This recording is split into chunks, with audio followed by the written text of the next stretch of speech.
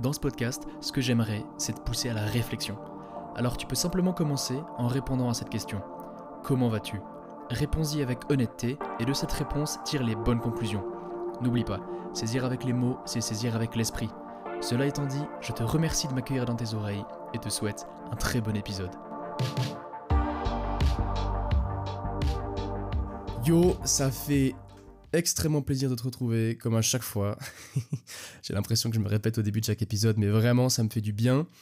Surtout que là, j'ai pas pu enregistrer dans les temps impartis. Du coup, là, il y avait une espèce de petit manque. Tu vois, l'habitude, elle commence à rentrer l'habitude et ça me fait des fois mal de pas pouvoir enregistrer quand je veux, pour des raisons techniques.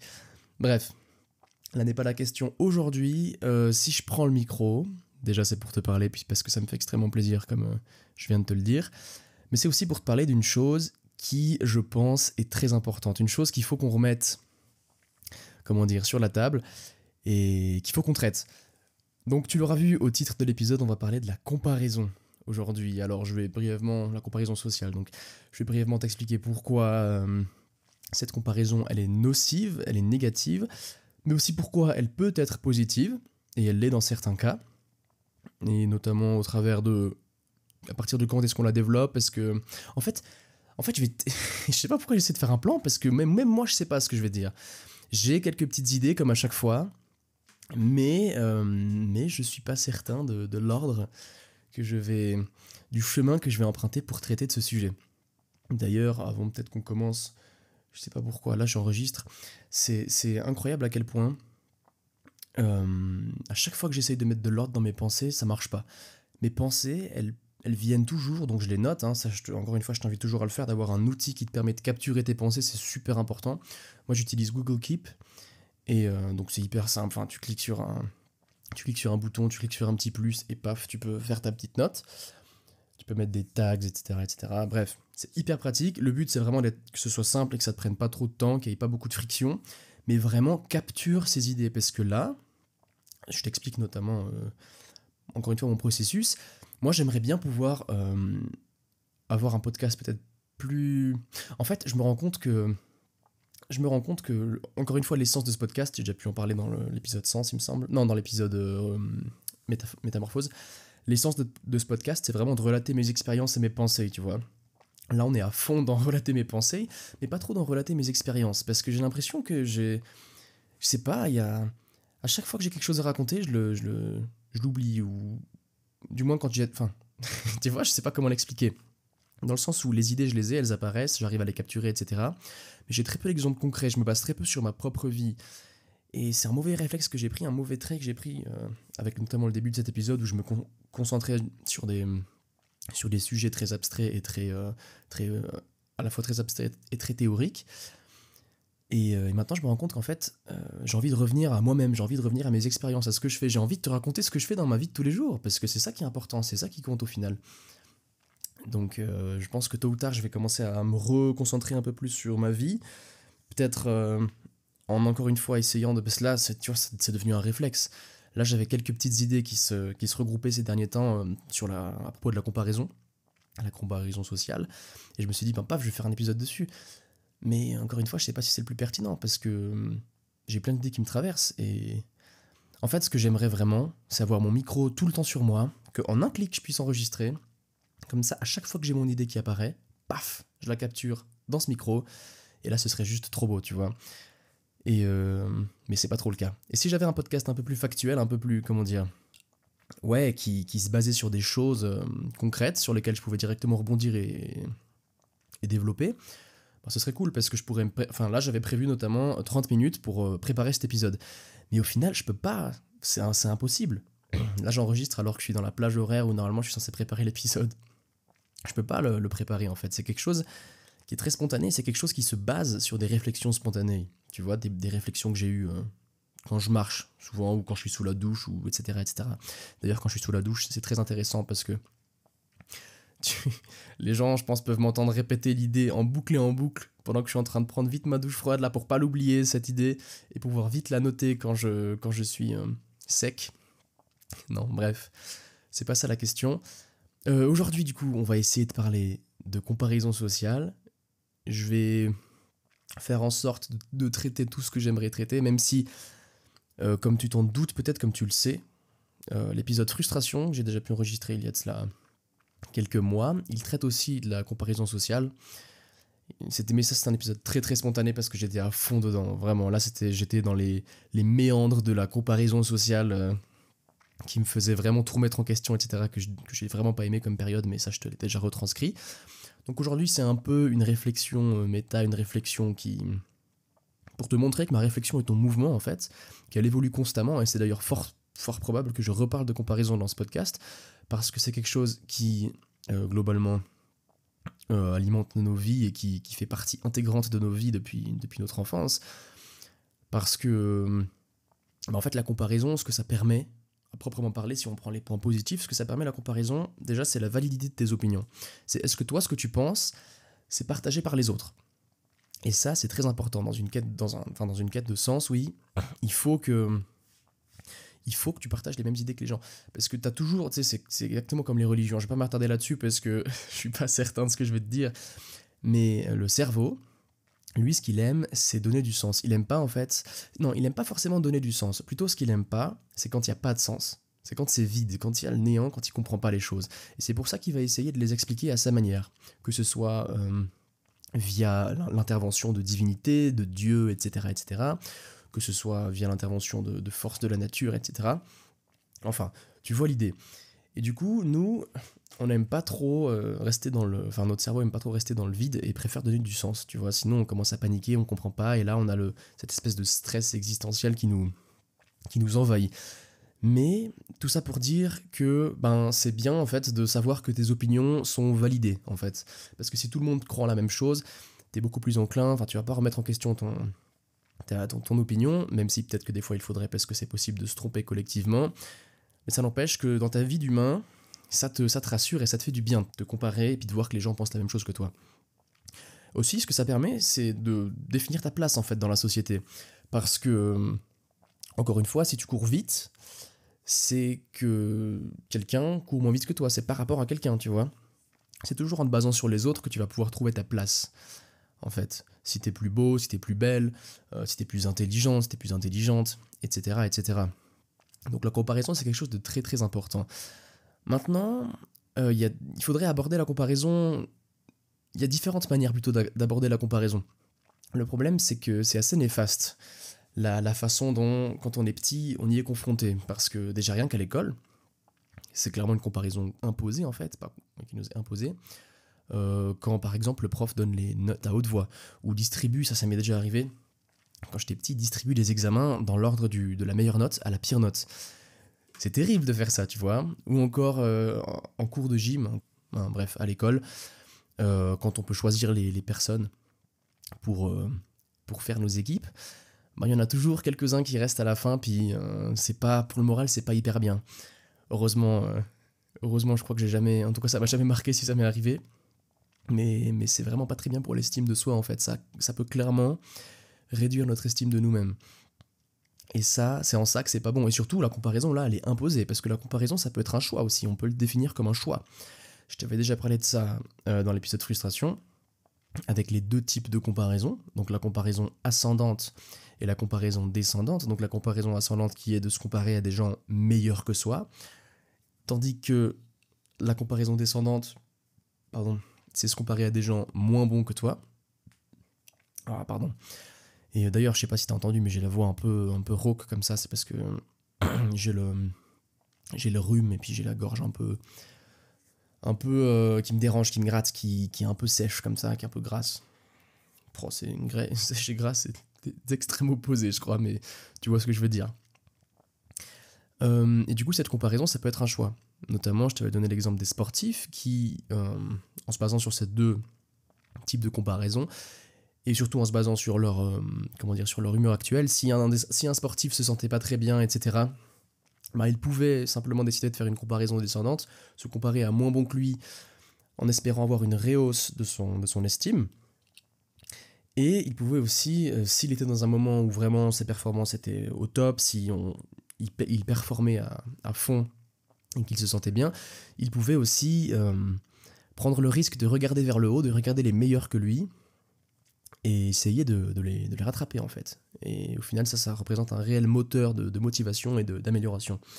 Donc ça, c'est la comparaison, entre autres, comme un choix, si tu veux. Après, maintenant, je vais quand même prendre les mini-notes que j'ai prises, histoire de te dire tout ce que j'aimerais te dire. La comparaison, en fait, le problème, c'est que c'est pas nécessairement pertinent. C'est vraiment pas pertinent. En fait, quand tu te compares, si on reprend l'exemple du sportif, quand tu compares qu'une seule facette de ta vie. Tu compares uniquement là que tes capacités sportives avec une seule des facettes d'une autre personne. Donc, la capacité sportive de cette personne. Et ça peut porter clairement à confusion. Pourquoi ? Parce que déjà, si la personne... En fait, si c'est pas... Parce que la comparaison, des fois, c'est un choix, comme je t'ai dit avec les sportifs. Mais imaginons que maintenant, tu vas sur Instagram. Ok ? Tu vas sur Instagram, tu te crées un compte, tu vas dans ton... Je sais pas comment ça s'appelle, ton feed, je crois, ou bref, le truc où t'as les... Ou même des Reels, je sais pas comment on appelle ça. Bref, où tu tombes sur toutes les photos un peu dans le désordre, ou les pour toi, ou tu vois ce que je veux dire. Il y aura toujours des gens qui excellent dans leur domaine. Qui excellent, que ce soit financièrement, que ce soit physiquement, que ce soit... bref, c'est toujours en fait des photos, mais ça tu le sais, hein, ça c'est un peu la morale que tout le monde fait. Enfin la morale, c'est un peu ce que tout le monde dit, même si on a souvent tendance à l'oublier, moi le premier. Hein. D'ailleurs cet épisode, après je vais t'expliquer pourquoi c'est pas pertinent. Cet épisode il va clairement aussi me faire du bien à moi, parce qu'encore une fois saisir avec les mots c'est saisir avec l'esprit, et j'aimerais bien pour une fois apprendre la leçon et arrêter de me comparer, parce que c'est quelque chose qui me ronge, mais on va peut-être un peu revenir sur moi plus tard. Quand tu vas sur les réseaux, t'as toujours le meilleur de ce qui se fait. Il y aura jamais quelqu'un... En fait, c'est toujours les gens qui excellent qui sont représentés. C'est toujours les plus beaux physiques. Si on parle de musculation, c'est toujours les plus belles photos de vacances. Si on parle de lifestyle, c'est toujours les plus belles personnes. Si on parle simplement de beauté, enfin, c'est toujours comme ça. Après, c'est toujours des trucs truqués, des trucs truqués, des trucs du moins qui ont été volontairement peut-être... qui ont été volontairement tournés pour être les meilleurs. Tu vois, les photos en général, elles sont retouchées. Alors, pas forcément les gens, je dis enfin, pas forcément les gens, mais je dis les photos, la colorimétrie, etc. Ça peut aussi être simplement de la lumière. Tu vois, quand tu prends une photo pour montrer ton physique, tu vas te mettre sous une bonne lumière, ça semble logique. Pourtant, ça fait une grande différence. Tu vas aussi faire quelques répétitions avant de prendre une photo, parce que ça va permettre en fait d'avoir un pump, d'avoir tes muscles un peu gorgés de sang comme ça, ce qui va les faire paraître plus gros. Enfin bref, il y a toujours un moyen, à un instant T, de montrer le meilleur que tu puisses, tu vois. Toujours comme ça, et c'est toujours comme ça. Parce que les influenceurs, etc., bon après je suis pas un expert en vrai en Instagram, et ça là je répète plutôt ce que disent les gens de manière générale, que entre autres, on montre toujours le meilleur de nos vies sur les réseaux. Par contre, les moments les plus difficiles, les moments les plus durs, ce qui semble logique, on les montre pas trop. À part pour certains, et c'est tout à leur honneur, tu vois, de montrer tout leur lifestyle de A à Z. Même si après, il y a la question aussi de l'anonymat, etc., qui rentre en compte, la question de la pudeur, etc., etc. Bref. Donc, les réseaux, c'est pas bien. Et les réseaux, le problème, c'est que même si peut-être tu cherches à ne pas tomber face au meilleur, au plus haut du panier, les réseaux, comme je t'ai dit, tu crées un compte, tu vas dans la petite boussole, là, paf, t'as ce qui se fait de meilleur. Et t'as une espèce de comparaison forcée, entre autres. Ou du moins une comparaison qui est pas délibérée. T'as pas choisi de te comparer à ces gens, pourtant, quand tu les vois, tu te dis « Oh merde, pourquoi c'est pas moi ? Pourquoi je suis pas comme ça ?» Je sais pas pour toi, mais moi, des fois, ça m'arrive aussi. Enfin, moi, ça m'arrive, clairement. Ça m'arrive quand je vois un mec avec un physique incroyable sur les réseaux, je me dis waouh, c'est beau. Bon, maintenant je vais t'expliquer ça sous peu, j'ai une vision un peu plus différente, un peu plus nuancée, de par l'expérience et la sagesse dans le domaine, mais bref. Qu'est-ce que je disais ? C'est un peu une comparaison forcée en fait, c'est pas toi qui décides. Pourtant, d'ailleurs, si à la fin de cet épisode tu désinstalles Instagram, j'aurais tout gagné. J'aurais tout gagné et toi aussi tu aurais tout gagné. Mais bref, c'est une comparaison un peu forcée et c'est pas quelque chose de positif. D'ailleurs, les réseaux, de manière générale, parce qu'il n'y a pas que Instagram bien sûr où on poste le meilleur de nous-mêmes, les réseaux en fait ça a marqué vraiment un tournant dans nos vies, de manière générale, parce que avant, quand tu te comparais, tu vois, avant les réseaux, il y a pas que je dise de bêtises, il y a 150 ans, on dira, quand tu te comparais aux gens de ton village, tu te comparais à tes voisins, tu te comparais à ton village, ta ville, ta région peut-être, et d'office, ben, les spécimens, les gens, ce qui se faisait de meilleur en termes, je sais pas, par exemple de physique, ben ça restait modéré, tu vois. T'avais peut-être une chance sur je sais pas combien de tomber sur une génétique incroyable, un mec avec un physique incroyable, ou juste un mec vraiment, enfin, un mec ou une nana qui chante hyper bien ou quoi que ce soit, si t'es un chanteur par exemple. Tu vois ce que je veux dire? Le point de comparaison, la référence, elle était bien plus, comment dire, bien plus basse en fait. T'avais pas le meilleur de la planète, t'avais juste le meilleur de la région. Bien sûr, parce qu'après, le meilleur de la planète, c'est aussi le meilleur d'une région. Donc, en espérant que tu sois pas tombé dans la même région que lui, s'il a une voix incroyable et que t'aimerais te faire chanteur et que toi, t'as pas la meilleure des voix, tu vois. La meilleure des voix, tu vois. Bref. Donc, tout ça pour dire que les réseaux, au final, la mondialisation comme ça, avec toutes les bonnes choses que ça a amené, ça a aussi amené beaucoup de mauvaises choses, dont notamment les réseaux qui, au final, nous montrent le meilleur de ce qui se fait dans ce monde.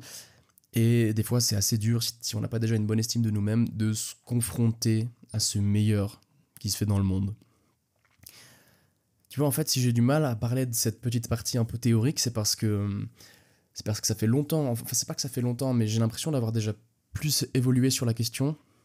J'arrive à prendre avec un peu de recul, avec un peu de... Ouais, j'arrive à remettre en question ces choses-là. Tu vois, les réseaux, typiquement, c'est quelque chose qui, certes, même des fois quand tu sais que les gens font exprès de se mettre en valeur, etc., c'est dur de te le dire en fait. C'est facile de le dire maintenant quand t'es pas devant. C'est toujours comme ça, c'est facile de dire les choses quand on n'est pas dans la situation en question, mais par contre dès qu'on y est, c'est dur de s'en rappeler, tu vois. C'est facile à dire, mais dur à faire, entre autres. Et maintenant j'ai beaucoup moins de problèmes avec ça, tu vois. Quand je vois, enfin, c'est sûrement parce que comme l'exemple du sportif qui faisait une comparaison ascendante, maintenant, j'aime bien faire des comparaisons ascendantes parce que je suis arrivé à un stade où j'ai une sorte d'estime de moi, une sorte de confiance en moi qui me permet en fait de tanker, qui me permet de juste ne pas fondre en larmes et me dire oh, je suis une merde ou je sais pas trop quoi, tu vois. Non, c'est cette humilité, c'est cette connaissance de moi-même, ça, on va y revenir sous peu parce que c'est très intéressant. C'est cette humilité qui me permet d'aborder et de regarder vers le haut et de me dire waouh, stylé, c'est du travail, c'est beau, j'ai envie d'en arriver là, tu vois, j'ai envie aussi de tout donner pour pouvoir peut-être réussir et voilà, tu vois. Après il faut, c'est là où aussi le développement personnel c'est quelque chose de très intéressant. Ouais, là je fais un virage à 90 degrés, une digression improbable. C'est là aussi le développement personnel, c'est quelque chose de très intéressant et c'est pour ça que je le prône, même si encore une fois c'est quelque chose qui est mal vu, comme on a pu en parler avec Andrew dans l'épisode dernier. En fait, comment dire, le développement personnel, ce que ça te permet aussi, c'est de te connaître toi-même. C'est de te connaître toi-même, et ce que tu cherches, c'est toujours être la meilleure version de toi-même. Et si tu le fais à 100%, si tu te donnes à 100%, et tu vas très vite te rendre compte qu'on n'en a rien à foutre des autres, en fait. On n'en a rien à foutre des autres. Bon, je suis en train de parler de la solution que je voulais amener à la comparaison, enfin à ce problème que porte la comparaison, mais je voulais pas en arriver là maintenant. Alors je pense que je vais revenir sur pourquoi la comparaison c'est quelque chose de pas pertinent, et ensuite je vais reparler de pourquoi il faut se comparer à soi-même, ce qui est assez logique quand on y pense. Donc la comparaison c'est pas pertinent, parce que quand tu te compares, comme j'ai pu le dire avant, tu compares une seule facette de ta vie, de ton existence, avec une seule facette de l'existence de quelqu'un d'autre. Et pour reprendre l'exemple par exemple, oui, qu'est-ce qui m'arrive, je deviens rouillé là, ça fait trop longtemps que j'ai pas fait d'épisode, ça va pas. Ça va pas. Pour reprendre l'exemple d'un physique sur Instagram, je pourrais me dire, en comparaison de ma facette physique, donc esthétisme physique, tu vois, la beauté de mes muscles par rapport à la beauté des muscles de quelqu'un d'autre, et je pourrais me dire, ces muscles ils sont plus beaux que les miens, tu vois. Encore une fois avec des guillemets, parce qu'on peut toujours... mais bref, tu vois où je veux en venir. Le problème c'est que si t'as pas une assez bonne confiance en toi, une assez bonne estime de toi, une assez bonne humilité, donc une assez bonne connaissance de toi-même, tu vas très vite oublier toute ton existence, et tu vas en fait te souvenir uniquement de cette petite facette qui représente la beauté de tes muscles, tu vois. Et le problème, c'est que si maintenant ton existence, tu la réduis uniquement à une seule facette et que tu oublies tout le reste, sache qu'il y a toujours meilleur que nous-mêmes. Il y a toujours meilleur que nous, tu vois. Il y a toujours pire et il y a toujours meilleur. Donc si tu gardes que cette facette-là, tu vas forcément tomber face à quelqu'un qui a une facette beauté des muscles qui est peut-être mieux. Faudrait-il encore définir ce qui est mieux en termes de physique, etc. Mais bref. On dira, il y a toujours moyen en fait de tomber sur mieux que toi. Et si tu bases ta vie uniquement là-dessus, tu es enclin clairement à tomber dans une espèce de dépression. Pas une dépression, mais tu vas te dire, je suis une merde, etc. Il est meilleur que moi, pourquoi moi, etc. etc. Bref. Tu vois, j'ai du mal à le formuler ça parce que ça m'arrive plus trop en fait. Et ça c'est pas mal, en tout cas pas dans ce domaine-là. Et c'est pour ça que la comparaison, c'est pas quelque chose de pertinent, parce que tu compares qu'une facette de ta vie et tu compares pas l'ensemble. Il faut pas oublier l'ensemble de ta vie, l'ensemble de ton existence. Cette personne qui a peut-être une facette physique plus cool que la tienne selon toi, il faudrait regarder les autres facettes de sa vie en fait. Ça se trouve, toi, ta facette relationnelle avec ta famille, avec tes amis, avec tes proches, tu l'as mis hyper beaucoup en avant, mais tu l'oublies. Parce que là, quand t'es sur Instagram, on te demande pas des relations frères et sœurs, je sais pas trop quoi, des relations familiales. Non, toi, t'as juste sur ton feed des physiques. Et du coup, tu vas oublier cette facette que toi, t'as un peu promu, que cette facette à laquelle t'as apporté beaucoup d'attention, pour laquelle t'as apporté beaucoup d'attention et beaucoup de temps, tu l'oublies. Alors que peut-être que ce mec sur Instagram qui a un physique de ouf, sa facette relationnelle, elle est nulle à chier. Ça se trouve, il est en désaccord, il est isolé, il a aucun pote, il a rien.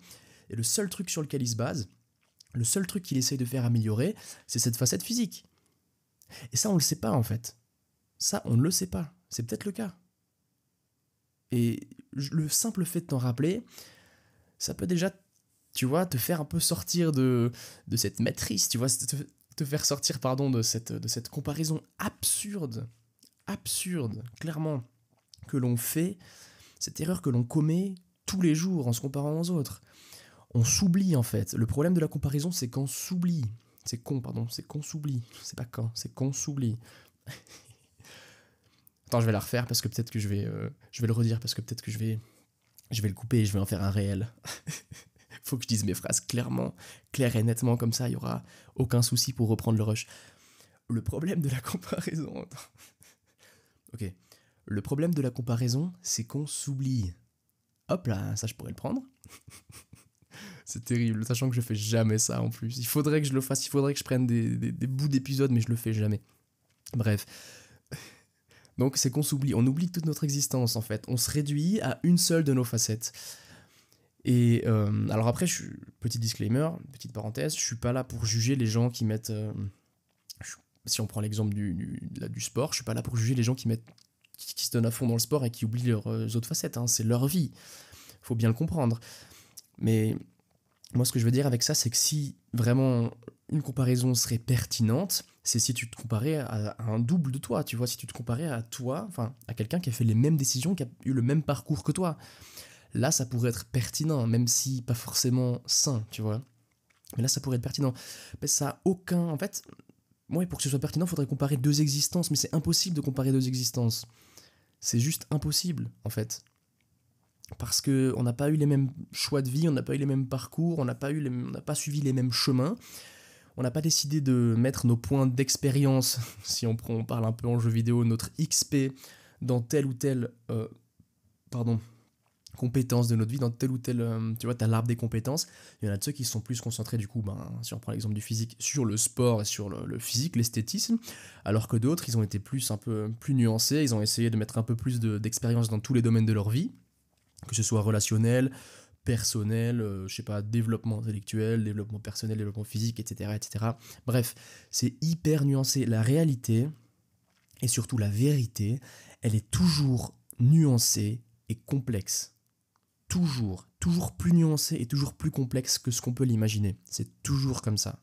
C'est jamais tout noir ou tout blanc, c'est toujours gris. Toujours. Donc, la comparaison, c'est pas pertinent parce que tu connais simplement pas la boule à facettes qui fait office d'existence de la personne à qui tu te compares. Et le problème, c'est que des fois, toi-même, tu te rends pas compte de ta propre boule à facettes qui fait office de ton existence. Parce qu'on est souvent aveuglé en fait par nos désirs, on est souvent aveuglé par ceci, et on a tendance à oublier tout le reste, tout ce qu'on possède déjà. C'est pour ça qu'il y a plein de gens qui font des exercices de gratitude, des exercices où il faut être gratifiant, je sais pas si ça se dit. Il faut faire preuve de gratitude, dira-t-on, pour se rappeler de la chance que l'on a. Là par exemple j'ai la routine stoïcienne de Marc Aurèle qui me vient à l'esprit. Il me semble qu'une fois par mois ce qu'il faisait c'est dormir à même le sol pour se rappeler en fait qu'il avait la chance d'avoir un lit. Alors ça c'est quand même légendaire, Marc Aurèle c'est quand même une légende ce mec, c'est quand même une légende. Mais bref, des routines, un peu faire preuve de gratitude, et c'est super compliqué. Moi personnellement j'ai pas de routine comme ça pour faire preuve de gratitude.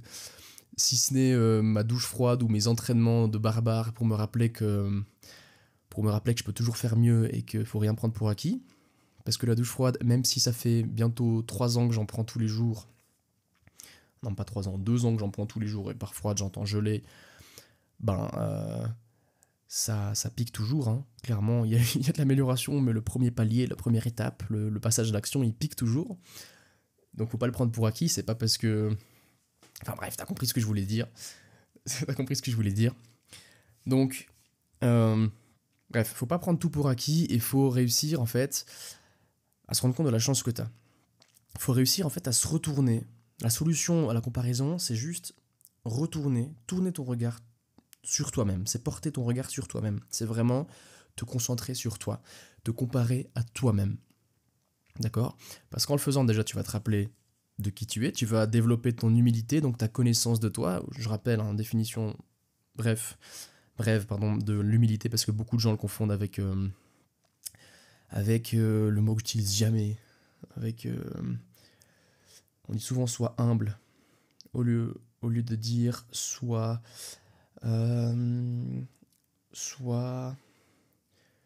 je vais le retrouver, mais on a souvent tendance à dire sois humble, alors que c'est pas pertinent, parce que être humble en fait, c'est reconnaître ses forces et ses faiblesses, et c'est avancer avec, c'est ça l'humilité. L'humilité, c'est se connaître soi-même. L'humilité, c'est l'étape finale de la connaissance de soi en fait. C'est hyper dur à l'atteindre, ou du moins tu peux l'atteindre dans certains domaines, mais de manière générale sur ta vie c'est hyper dur à l'atteindre, tu vois, clairement. Parce qu'il faut réussir à se connaître, et des fois ça prend une vie entière pour réussir à se connaître. Moi je ne me connais pas encore, clairement, il y a plein de choses que je fais où je me reconnais pas dedans. Et ça c'est un autre sujet. Attends, il faut que je retrouve le mot, ça va me perturber. Le mot, ce foutu mot. Ce foutu mot. Ah mais on dit soit... Bref. Mais bref, ouais, je le trouve pas, c'est pas grave. Je l'écrirai soit dans les commentaires, soit dans la description, soit il va me revenir durant la fin de cet épisode. Non, donc ce qu'il faut, c'est se retourner vers soi-même. Il faut se comparer à soi-même. C'est la clé. C'est la clé, pourquoi ? Parce que là, cette comparaison, elle est pertinente. Elle est pertinente parce que tu te compares à toi-même. Tu vois, c'est pas comme si tu te comparais à quelqu'un qui avait pas du tout la même vie que toi. Non, du tout. Tu peux pas savoir si... En fait, tu peux pas savoir si c'est pas pertinent, parce que tu connais pas sa vie. En fait, c'est simplement ça. T'as pas fait les mêmes choix que lui, donc ça paraît logique que peut-être qu'une facette à lui est plus évoluée que la tienne. Tu vois ? Alors que si tu te compares à toi-même, t'as forcément pris les mêmes choix de vie que toi-même. Donc, si t'as envie d'améliorer une compétence, ou si t'as envie de devenir meilleur, c'est par rapport à toi-même, tu vois. C'est vis-à-vis de toi-même que tu vas devenir meilleur. On s'en fout des autres, en fait. Parce que, je te le dis comme ça, hein, mais si tu t'améliores constamment, en te comparant à toi-même, petit à petit, en t'améliorant, tu vas devenir meilleur que les autres, sans t'en rendre compte, tu vois. Ça va être une espèce de dommage collatéral. Le fait est que tu vas monter et que tu vas devenir meilleur que les autres, ça va être un dommage collatéral, parce que ce qui t'importe vraiment, en fait, c'est d'être meilleur que toi-même. C'est ça qui est important. Et encore une fois, quand tu donnes tout, quand tu fais tout pour devenir la meilleure version de toi-même, et que t'as aucun regret, tu t'en fous des autres, en fait. Tu t'en fous du regard des autres. On en a rien à foutre de ce qu'ils pensent, en fait. Pour la simple et bonne raison qu'on sait, on est en paix avec nous-mêmes, on est en paix avec notre conscience, on sait qu'on fait tout ce qu'on peut. Enfin bref, tout ce qu'on peut, on peut toujours faire plus, mais on se donne vraiment beaucoup, et que du coup on n'a aucun regret, tu vois. Et encore une fois, là j'ai eu une petite phrase de nulos, la phrase de ouais, on peut toujours faire plus. Non, alors ouais, on peut toujours faire plus, mais ça c'est une phrase de quelqu'un qui fait pas tout à 100%, tu vois, parce qu'il y a toujours moyen de... Parce qu'il y aura toujours une limite, tu vois, on pourra... Ah, comment dire Non, cette phrase, je l'aime pas, le fait est que j'ai nuancé le... J'aime pas le fait que j'ai nuancé qu'on peut toujours faire plus. Parce que oui, on peut toujours faire plus, tu vois, il y a un certain équilibre à trouver, et moi, cet équilibre, je l'ai pas encore trouvé, tu vois, c'est pour ça que je dis ça. C'est pour ça que je le nuance. Parce que je me sens pas légitime de dire maintenant je me donne à 100% et j'ai plus aucun regret. Non, je me donne pas tout le temps à 100%. Et c'est le problème. C'est pour ça qu'il faut trouver un équilibre. Parce que des fois tu peux te donner à 110, 120, 130%, ou des fois à 80, 70, 60%. Mais ce qu'il faut, c'est un équilibre. Parce que sinon, c'est un peu les limites du développement personnel, par exemple, qu'on a pu aborder brièvement avec Andrew dans le dernier épisode. Le fait est, par exemple, enfin, le fait est d'aller courir le matin hyper tôt alors que tu as des heures de sommeil à avoir. Si tu le répètes sur la durée, ben, tu te donnes à 120, 130% parce que tu rends la chose encore plus difficile et puis... bref, tu te donnes beaucoup trop et c'est pas pertinent. Enfin, c'est pas pertinent, c'est pas... Ouais, c'est pas pertinent parce qu'à terme, tu te ruines. C'est encore une fois, faut pas être dans les extrêmes. Faut pas rien foutre, faut pas trop faire, mais faut trouver un équilibre. Faut arriver au 100%, te donner à 100%. Bref, petite parenthèse. Parce que quand tu te donnes à 100%, tu sais en fait que tu fais ton max et que les autres, on s'en fout. On s'en fout de leur avis, on s'en fout de ce qu'ils pensent. Parce que crois-moi, il y a plein de moments, que ce soit à la salle de sport. Par exemple, quand je fais du leg extension, je sais pas si tu vois ce que c'est. C'est en gros quand tu es assis sur une espèce de chaise, pour te faire l'image sur un siège, t'as une barre qui est à peu près à tes tibias, qui touche tes pieds puis qui est au niveau de tes tibias, et qui est, si tu veux, que tu dois pousser avec tes tibias en gros. Et ça te permet de travailler tes quadriceps, donc tes muscles de la cuisse à l'avant. Et cet exercice, ben, quand je le fais, je mets mon poids, etc. Puis en général, ce que je fais, c'est des drop sets. Ça veut dire que je fais, je sais pas, je fais 12 reps, enfin, je fais 10 reps avec un poids conséquent par rapport à moi-même. Encore une fois, hein. Bref, je vais y revenir dans 2 secondes. Bref, je fais mes reps avec un poids conséquent. Et ensuite, je prends le petit gligli, là, comment dire, la chose pour changer de poids, si tu veux, et je le mets plus bas, et j'enchaîne directement avec d'autres répétitions. C'est une espèce de gain de temps, et ça me permet d'accumuler du volume. Et en plus, on a cet aspect mental, parce que c'est difficile de le faire. Bref. Et ben, quand j'arrive à la fin de cet exercice, ce petit gligli là qui est maintenant, parce que j'ai fait mon drop set, tu vois, donc maintenant j'ai baissé le poids, ben des fois, maintenant plus trop, mais ça m'est arrivé de le prendre et de le remettre en bas, genre là à mon poids, mon réel poids, pour ensuite partir et me dire, ben si quelqu'un vient et qui m'a vu faire l'exercice, il voit à quel poids je mets, tu vois, il voit qui je suis, tu vois. Je suis le boss. Mais c'est pas être en paix avec soi-même, ça, en fait. Et c'est la même chose pour la douche froide. Il y a des fois, moi, la douche froide, en général, je commence, je fais mes 2 minutes de douche froide. Je tourne comme ça, comme un petit... je tourne, je mets de l'eau partout, machin, je respire comme un mammouth, parce que ça défonce, surtout en hiver, là, étant donné que les canaux sont bien gelés, et qu'en plus, la nappe phréatique... Je sais pas s'il y a une grande différence de température dans la nappe phréatique, que ce soit entre l'été et l'hiver, mais bref, l'eau elle est gelée. Je sais pas pourquoi, elle est terrible. Elle est à 8 degrés, l'eau de la douche. C'est parfait. Et des fois, ben, je prends ma douche, du coup, je prends mes 2 minutes de douche froide. Après, je me mets du savon, etc. Je me savonne. Et après, je me fais une douche chaude. Ouais, chaude, entre autres. Et vite fait, pendant genre 1 minute pour m'enlever le savon. Et puis après, sortir de la douche, tu vois.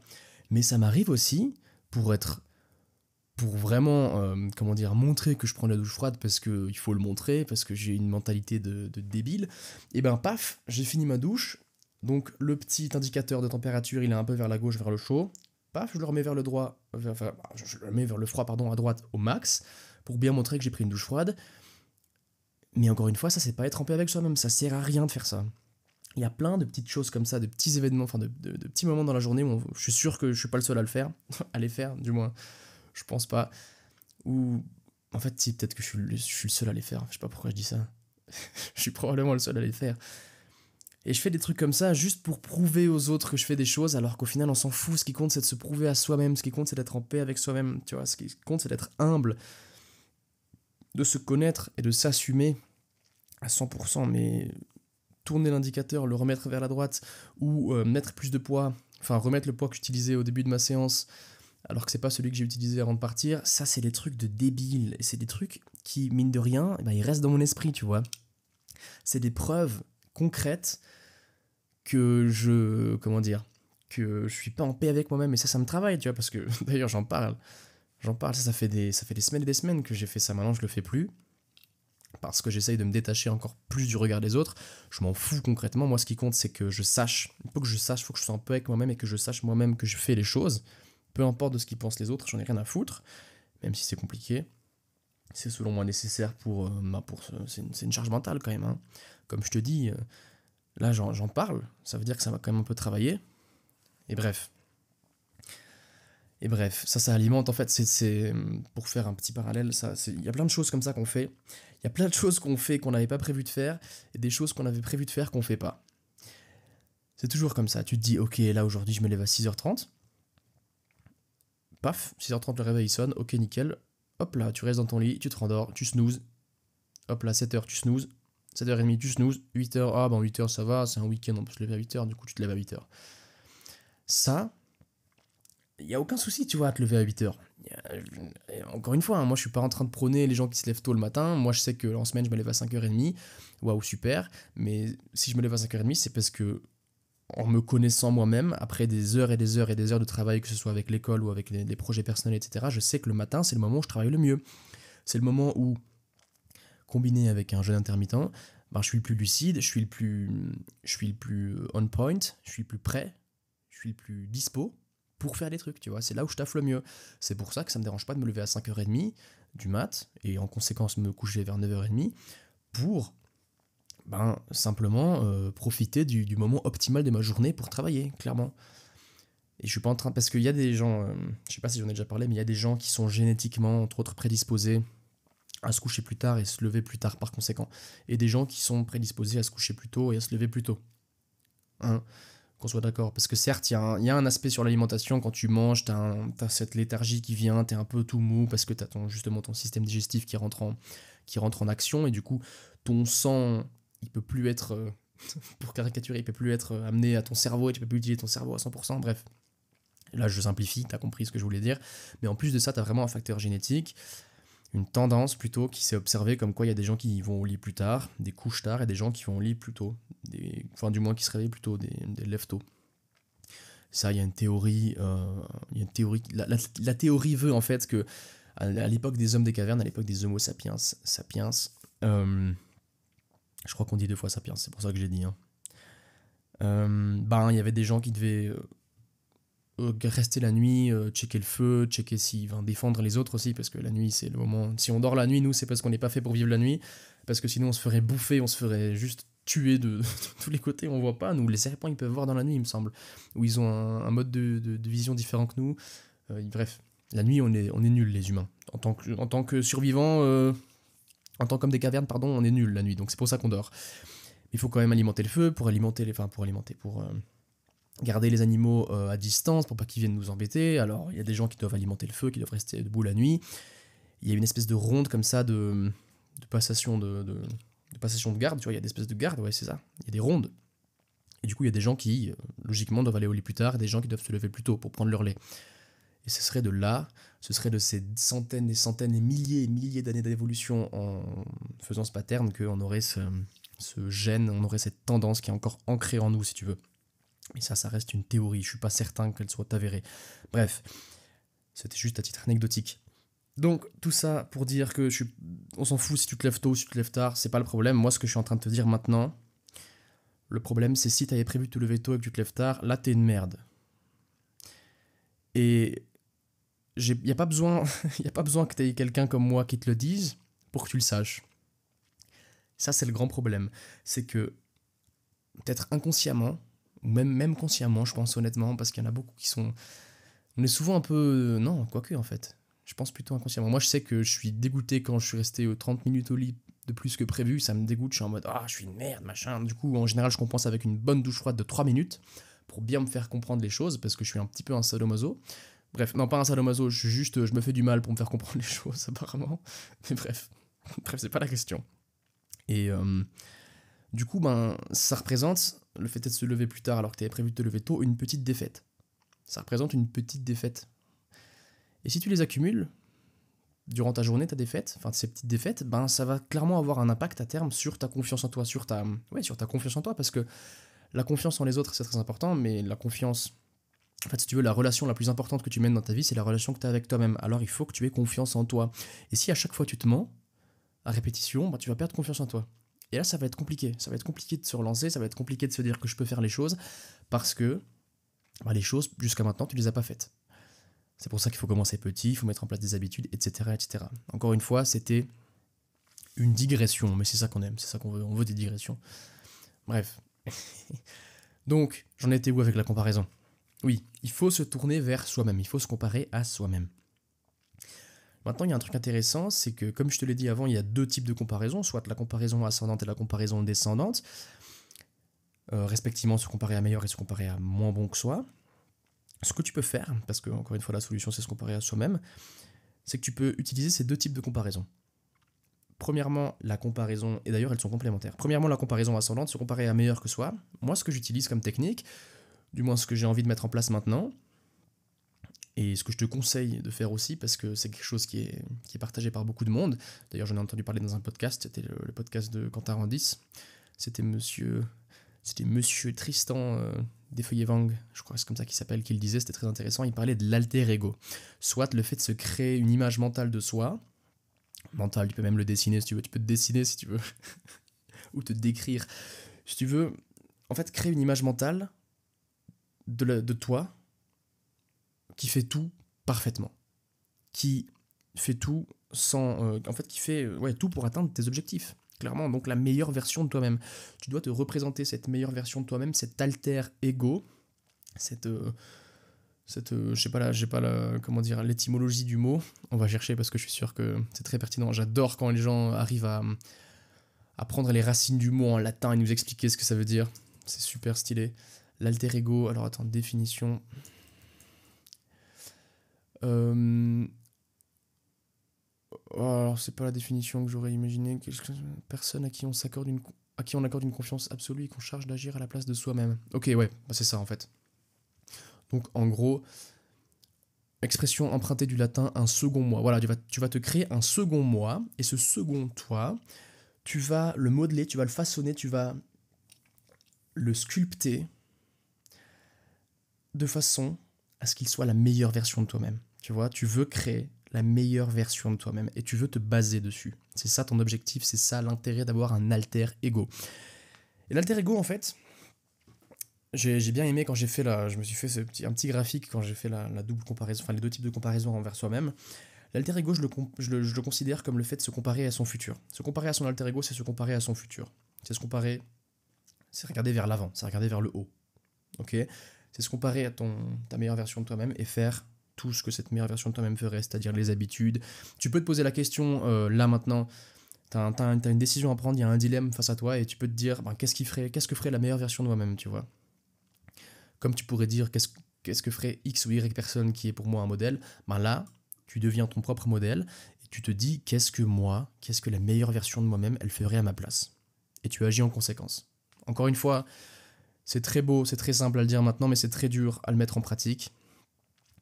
Parce que là, ça semble logique, etc. Mais tu vas pas du moins spontanément penser à ça. C'est pourquoi il faut s'en souvenir, c'est pourquoi il faut peut-être le noter, c'est pourquoi il faut... Comme moi, j'ai une constitution sur ma porte que je suis censé lire tous les matins, ça fait des mois et des mois que je ne l'ai plus lu. Mais je pense que je vais le refaire parce que c'est très intéressant et ça permet de mettre de l'ordre dans ta vie. Et le fait est de relire les choses jour après jour, ça te les fait, en fait, elles s'ancrent dans ta tête, clairement. C'est une espèce de rappel mental quotidien des choses que tu dois faire, que tu veux accomplir, etc. Et on pourrait clairement ajouter une ligne alter ego ou le formuler d'une certaine manière pour parler de l'alter ego. Donc bref, très intéressant, très important, se comparer à la meilleure version de soi-même dans le futur, entre autres se comparer à son futur. Maintenant, la comparaison descendante, se comparer à moins bon que soi, là je le vois aussi un peu comme se comparer à son passé. T'es dans le présent, soit tu te compares à ton futur, comparaison ascendante, soit tu te compares à ton passé, comparaison descendante, tu te compares au toi d'hier en fait. Tu te compares à la personne qui était moins bon que toi maintenant. Parce que ton objectif, c'est de devenir meilleur jour après jour. C'est ton objectif, de t'améliorer, parce que chaque jour que tu as la chance de vivre est une opportunité en or de faire mieux que la veille. C'est pourquoi la seule comparaison qui est pertinente, c'est la comparaison à soi-même, et c'est en se comparant à son toi du passé, à son toi, non, à son soi du passé plutôt, que tu peux te dire, là je m'améliore, tu vois, c'est là où la comparaison est pertinente. À l'inverse de quand tu comparais uniquement une facette de la vie de quelqu'un avec une des facettes de ta vie à toi, là ça devient pertinent. Parce que là, clairement, tu te compares à toi-même en fait. Et tu connais ta propre vie, tu vois, tu sais que tu t'es amélioré, tu sais que tu es devenu meilleur ou non. Et c'est ça qui est beau, c'est ça qui est important, c'est ça qui compte réellement, c'est ça qui est pertinent et c'est encore une fois ça qui te permettra d'atteindre les sommets. Tu vois, c'est en essayant de faire mieux que la veille que tu vas te réveiller un jour en étant juste une machine de guerre. Une machine de guerre dans n'importe quel domaine, hein, on s'entend, je suis pas en train de parler de sport ou quoi que ce soit. Avec toutes les, comment dire, les images ou tout ce que tu as pu te représenter quand j'ai utilisé le mot machine de guerre. Hein. Tu vas juste te réveiller hyper fort dans un domaine, tu vois. Et ça, c'est beau. Donc j'ai bien aimé le voir comme se comparer soi à son futur pour se donner la niaque, tu vois, encore une fois, pour vraiment aller à fond. Et la comparaison vers le passé, donc la comparaison vers le futur pour se motiver, j'ai oublié de le dire, et la comparaison vers son passé pour se rappeler en fait, pour se rappeler d'où tu viens, et pour continuer dans cette direction, dans cette lancée. Il y a quelqu'un que tu connais, un coureur hyper connu, enfin un coureur, il a beaucoup de... D'ailleurs il a un record du monde de traction je crois, il s'appelle David Goggins, un américain il me semble, et lui il a un outil très intéressant qui s'appelle la cookie jar, genre la jarre littéralement, enfin si tu veux l'espèce de jarre où tu mets tes propres accomplissements, tes propres souvenirs tes propres accomplissements. Et cette cookie jar, cette jarre mentale, tu vas l'utiliser uniquement dans les moments difficiles, dans les moments où tu es dans le chaos. Tu vas prendre cette jarre mentale, tu vas l'ouvrir et tu vas te rappeler, tu vas te souvenir de tous les moments difficiles que tu as pu endurer, auxquels tu as pu passer outre, desquels tu as pu passer outre, pardon, et juste pour te rappeler de qui tu es et d'où tu viens. Et ça, je le vois aussi comme une espèce de comparaison à soi-même, comme une espèce de comparaison à son passé. Si tu as pu le faire par le passé, ben tu peux le faire maintenant, parce que là, en théorie, tu t'améliores, et tu t'es amélioré. Donc, pourquoi si j'ai déjà fait une fois, je pourrais pas le refaire deux fois? Tu vois, c'est ça la cookie jar. C'est se rappeler de ce dont on est capable et aller de l'avant, arrêter de douter et remettre un peu d'ordre dans ce chaos, tu vois. Et cet outil aussi, il est hyper intéressant. Il avait donné un exemple, il me semble. Ah, ça va pas, il faut que je prenne des... J'en parlerai après. Mais en gros, l'exemple qu'il a pris, c'est... Imaginons que tu passes une semaine de merde, clairement, et que tu sais pas si tu vas arriver au bout de cette semaine tellement elle est chargée, elle est dure, je sais pas, t'as beaucoup d'examens par exemple. Là, tu vas juste prendre ta cookie jar, tu vas regarder dedans, et tu vas voir que l'année passée, t'as fait la même chose. Il y avait aussi cette semaine d'examen hyper compliquée, et pourtant tu l'as passé avec brio. Qu'est-ce qui t'empêche de le refaire? Tu vois? Et même, peut-être que l'année passée, t'as juste survécu, ok. Mais là, maintenant, tu regardes et tu te dis, ok, j'ai survécu l'année passée, donc je peux le faire. Et maintenant, si je le faisais en mieux, si je réussissais un peu mieux, si je me donnais un peu plus que l'année passée. Tu vois, parce que l'année passée, j'avais pas cette certitude que j'allais survivre. Maintenant, je l'ai. Donc, let's go, tu vois. On va se donner à fond et on va tout faire pour faire mieux. Bref, t'as compris l'idée. Hyper intéressant, outil hyper intéressant. Donc, si je récapitule, on a l'alter ego, se comparer à la meilleure version de soi-même. Tu vois, parce qu'en fait, tu es la meilleure version de toi-même en puissance. Et l'alter ego, c'est la meilleure version de toi-même en acte. Tu tends à devenir la meilleure version de toi-même, et la meilleure version de toi-même, ben, c'est la meilleure version de toi-même, tu vois. Donc base-toi sur elle, base-toi sur cet alter ego pour te donner la niaque, pour te motiver et pour prendre les bonnes décisions. Et ensuite, quand tu te sens pas trop, à l'instar du sportif qui a un peu un mauvais mood, qui fait des mauvaises performances, etc., ben, tu prends ta cookie jar, tu regardes vers le passé et tu te rappelles de tout ce que tu as pu accomplir, et surtout tu te compares à ton toi d'hier, et tu te rends compte que jour après jour tu t'es amélioré et tu peux encore le faire aujourd'hui. C'est ça qui compte, la comparaison envers soi-même. Alors, comme j'ai pu le dire au début, la comparaison sociale, ça reste très important pour trouver sa place, pour savoir où on va, qui on est, etc., etc. Mais ça n'empêche qu'à terme, notre chemin pour arriver à la sagesse, il passe par l'humilité, il passe par la comparaison à soi-même, clairement. Donc, je crois que j'ai un peu traité tous les sujets de la comparaison, du moins tout ce que je voulais dire, parce qu'encore une fois, là, j'ai juste peaufiner mes pensées, peaufiner ce que j'avais déjà pu te dire dans l'épisode frustration. Et comme tu peux le voir, et comme moi aussi je le constate, ben ça, la pensée est en constante évolution, à l'instar de nous-mêmes, hein, parce que nous autres êtres humains, on est en constante évolution. Et sûrement la pire des choses qui pourrait nous arriver, c'est de stagner. Ce qu'il nous faut, c'est nous améliorer. C'est ça qui nous donne un sens en fait, parce que la lutte pour les sommets suffit à remplir le cœur d'un homme. Clairement, ça c'est le mythe de Sisyphe, de Camus. Et toujours s'améliorer, toujours continuer, c'est ça qui donne du sens à notre vie. Parce que selon moi, le sens, on ne le trouve pas, on le crée. Et c'est justement avec ces petites actions, avec ces petites améliorations quotidiennes, avec ce développement personnel, qu'on y arrive en fait. Qu'on prend du plaisir, qu'on se voit s'améliorer, qu'on voit devenir meilleur, qu'on se voit devenir meilleur, pardon. C'est ça qui compte au final. Ce qui compte, c'est d'être meilleur que le nous d'hier. On s'en fout des autres. Bref, tu as compris le message, j'espère. J'espère aussi, moi, l'avoir compris, ce message. Pour l'anecdote, j'avais commencé à enregistrer cet épisode. Enfin, j'avais essayé d'enregistrer cet épisode dimanche, soit il y a 2 jours. Et pour revenir sur le fait que je travaille mieux le matin, j'ai fait ça l'après-midi et j'étais fatigué. Enfin, l'après-midi après manger, j'ai cet aspect léthargique un peu, cet aspect mou comme ça. Je trouvais pas mes mots. Alors, ça veut pas dire qu'aujourd'hui j'ai trouvé tous mes mots. Il y a encore beaucoup de choses à améliorer. Ça, c'est aussi très pertinent de le dire. Il y a beaucoup de fois après les épisodes, et ça, normalement, je crois que je l'ai jamais dit dans un épisode de podcast, pour la simple et bonne raison que ces réflexions, elles arrivent juste après un épisode, et en général, après avoir enregistré un épisode, je fais autre chose, tu vois. Je vais pas commencer à reprendre le micro pendant X temps. Et moi, ce que je me dis à chaque fois, c'est « Oh, j'aurais dû dire ça, j'aurais dû dire ci, pourquoi j'ai bégayé là, pourquoi j'ai bégayé ici ?» Tu vois, plein de choses comme ça. Et je me dis « Ah, il faudrait que je le refasse en mieux. » Encore une fois, on a cet aspect perfection. Peut-être que je me compare trop à mon alter ego, et peut-être que mon alter ego, il ferait quelques fautes par-ci par-là, mais bref. Non, mon alter ego, il fait aucune faute, et je dois me rapprocher de mon alter ego. C'est mon but. Tout en faisant preuve de nuance, et en sachant des fois mettre le pied sur la pédale de frein pour ne pas foncer dans le mur, et ne pas tomber dans le côté négatif de la discipline et du perfectionnisme, etc., etc. Mais bref, encore une fois, tout est une question d'équilibre. Mais qu'est-ce que je voulais dire? C'est des réflexions qui me viennent souvent en fin d'épisode. C'est j'aurais pu faire mieux, j'aurais dû faire autrement, la prochaine fois je ferai différemment, etc., etc. Et après je regrette, et après je me dis l'épisode finalement il est pas si bon que ça, machin. Alors que pendant l'épisode, moi j'ai pris du plaisir, là j'ai pris beaucoup de plaisir. Mais je sais pertinemment qu'il y a plein d'endroits où je bégaye, ou des endroits où je me répète simplement, où juste j'ai des blancs, etc. D'ailleurs le mot je l'ai trouvé, c'est modestie. Voilà, faire preuve de modestie et pas faire preuve d'humilité. Sois modeste, pas sois humble. Voilà, même modeste, j'irai pas dire ce que c'est la définition exacte parce que je la connais pas. Mais selon moi, la définition d'être modeste, c'est pas exposer trop, trop fortement nos compétences et nos compétences et nos accomplissements. Bref, c'est pas la question, j'ai trouvé le mot, c'est modestie. Et maintenant, je me suis perdu.